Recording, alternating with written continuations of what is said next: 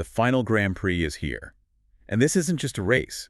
It is the ultimate high-stakes mathematical showdown of the entire F1 season. It's everything on the line. We have three drivers, Lando Norris, Max Verstappen, Oscar Piastri, all heading to Abu Dhabi with the championship trophy, just hanging in the balance. I mean, it's so precarious, a single pit stop could decide it all. Or a tenth of a second. Our mission in this deep dive is to take all those, complex scenarios and just distill them down. We're giving you three simple, crystal clear paths to the title. Yep. By the time we're done, you will know exactly what each driver has to do, what are the numbers that define victory and defeat. And if it's drama you're looking for, you have absolutely found it. I mean, the historical parallel here, it's undeniable. It feels like 2021 all over again. It really does. We are staring down the barrel of another winner-take-all finale. It just has that same intensity as when Max Verstappen took his first title, one of the most controversial deciders in history.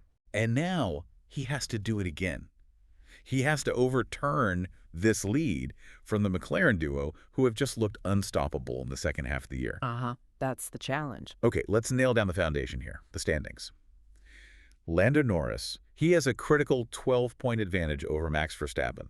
And 16 over his own teammate, Piastri. Right.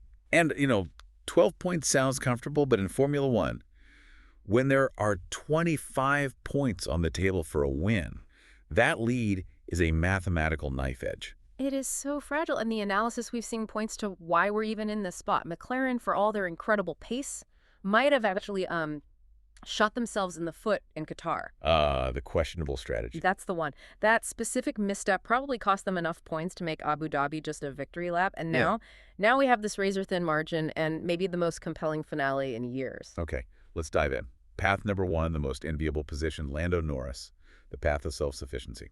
When we say he's the only driver who depends on himself, what does that actually mean for him at Yas Marina? It means he holds all the cards. He can literally ignore whatever Max or Oscar are doing behind him as long as he finishes on the podium. So simple. It's a mathematically pure, guaranteed win scenario.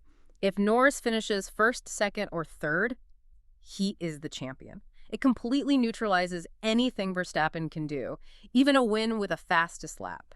That simplicity must feel great, but wow, the pressure to just execute? Immense. But what if things get messy? Let's say Lando misses the podium. He comes in fourth.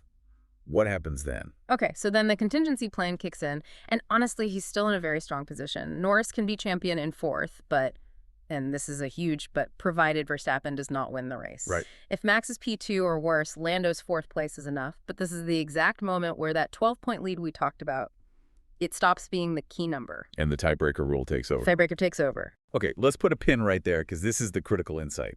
If Max wins, he gets 25 points. Norris in fourth gets 12. Mathematically, that closes the gap. So why would Norris still win? Why does Max need 13 points more, not just 12? This is the absolute core of the whole deep dive. Max has to beat the gap and the tiebreaker if they end up with the exact same number of points for the season. A dead heat. A dead heat.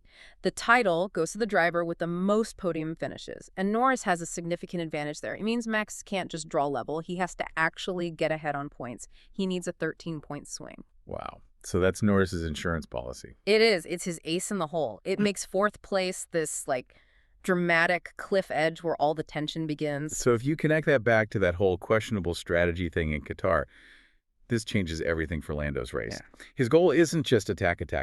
No. It's risk management. He just has to lock in that P3 or better. Yeah. Or if he slips to fourth, his team just has to make sure Max can't get those 25 points for the win. Exactly. It's a high wire act for him. Every single call, when to pit, what tires to use, whether to make an aggressive overtake, it all gets weighed against losing just 3 points, the difference between third and fourth. And that history from Qatar suddenly looms so large. One bad call under this much pressure could cost him everything, even with a perfect drive. One bad call, that's all it takes. If you're just joining us and watching this on YouTube, welcome to DRS Zone. Don't forget to subscribe for more F1 content. This segment is part of our news coverage of recent F1 events. So that really sets up the other side of the coin, doesn't it? It does, beautifully. If Lando can rely on his own results, Max's challenge is, well, it's completely different. Let's get into segment 2.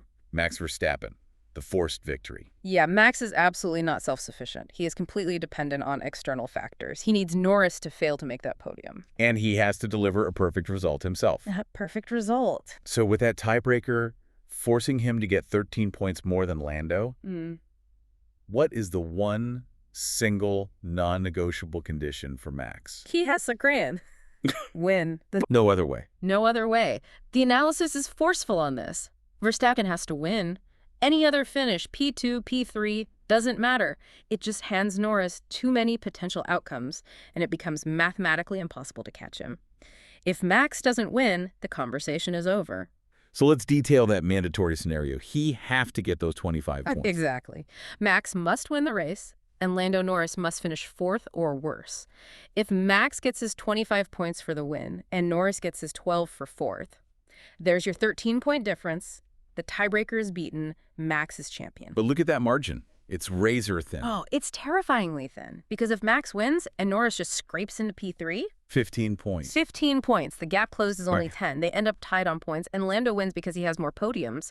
That is why the fight for 3rd place is going to be the most critical battle of the entire weekend. I can't even imagine the pressure on the McLaren pit wall if Max is leading. You know, lap 55, Norris is in P4, maybe his tires are fading. Does the engineer risk a late stop for fresh rubber to go hunt P3? Or do you just hold position and pray for someone ahead to have a problem, knowing that P4 is the absolute edge of disaster? That's where driver psychology and race strategy collide in the most dramatic way possible. For Max, it's not just about speed, it's perfection, plus a little bit of disaster for his rival. And what's his absolute floor? His ceiling is a win, but what's the worst he can do and still have a prayer? If Verstappen finishes anywhere beyond P4, he cannot be champion. Full stop. Even if Norris crashes out on the first lap, P4 is his mathematical cutoff, and even that requires such a wild series of events for Norris that it's barely worth talking about. Which brings us to where it gets really, really interesting. Or maybe just heartbreaking. Segment 3. Oscar Piastri, the miracle scenario. The long shot. He's the ultimate long shot, but he is still technically in this fight. How big is the mountain he has to climb? It is. It's the steepest climb imaginable. Piastri has to recover a staggering 16 points on his teammate Norris and 4 on Verstappen. His options are, and this is accurate, clinging to a miracle. This isn't just a race for him, it's a Hail Mary. It's a total Hail Mary. It requires catastrophic failures from both drivers ahead of him. I mean, we can define the only possible way he wins with total clarity. Okay, what is it? He must win the race, P1. And at the same time, Lando Norris has to finish 6th or worse. 6th place is only 8 points. If Piastri gets the 25 for winning, that's how he overcomes the 16-point deficit. That is an unbelievable combination of events. He needs a perfect day for himself and a total disaster for his own teammate. Right.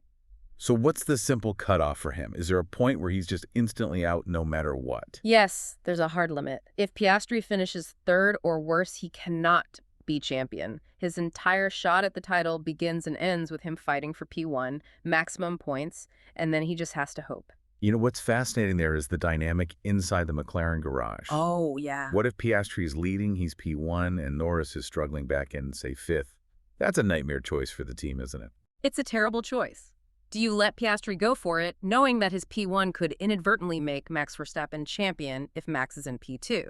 That internal tension, that's a whole other layer that you can't calculate. So when you put it all together, Norris needing P3, Max needing P1, Piastri needing a miracle, what does this mean for us watching the race? It means the focus isn't just on the lead car. No, it's on the gap. The relentless psychological gap between Norris and Verstappen for every single one of those 58 laps, it's high-stakes calculus playing out at 200 miles an hour. Absolutely. The whole title hangs on that 13-point swing and that tiebreaker, and that nuance forces both teams into these agonizing strategic calls.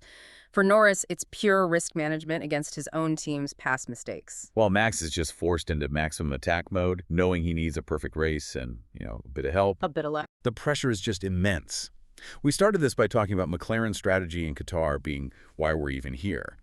So, considering that and the pressure being at an all-time high, do you think another big strategic error is the single biggest threat to Norris in Abu Dhabi? I think that is the core question, isn't it? That's what makes this final race so gripping. The numbers are all set, but the human element is the ultimate variable. Will the pressure crack the driver in the cockpit or the strategist on the pit wall? And that vulnerability is what makes understanding these numbers so valuable. It tells you exactly where to watch for the turning point of the championship. Precisely. We hope this breakdown gives you the perfect lens to watch every single nerve-wracking corner of this finale. Thanks for diving deep with us. And don't forget to follow DRS Zone on all our platforms, TikTok, Instagram, and YouTube for all the latest.